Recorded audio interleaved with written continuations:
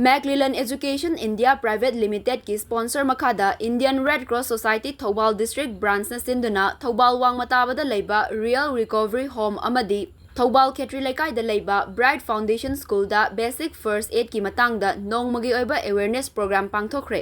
Mahairoi kayana saruk yaduna pangthokiba awareness program aduda IRCS Thoubal District Branch ki maru oiba thomi sing Dr. KSH Manglem, N. Boy, A. Apamba, L. Kiran, S. Nilam, O. Chitra, A. Lakshmi Amadi, L. Baby Chana Chingbana, Expert Oina Saruk Yaduna, Kudaki Oiba, Asokapan Mayho Langho, Amadi, Natural Disaster na Chingba Thoklakpada, Kari Kongtang Sing Lokat Kadagi, Haiba, Kaya Demonstration ga Loinana, Mahairoi Singda Takpi Tambiki.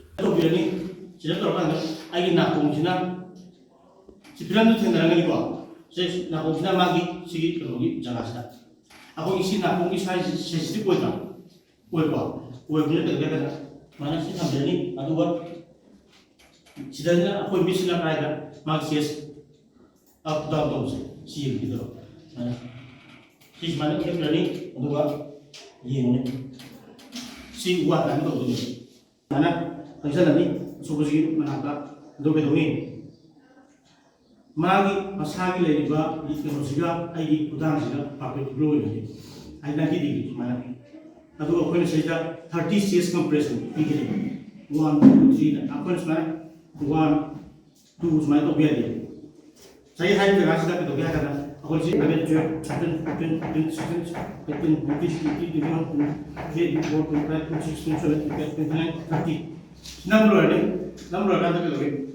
Kola tu rescue training ko chinna kam seja tu rescue training tamana chinna to birani si apone chinna to tusi ke no ko sigara to tusi ke hoga tanga pirani after maragon dimene birani wo seja kola asin aku birani was dia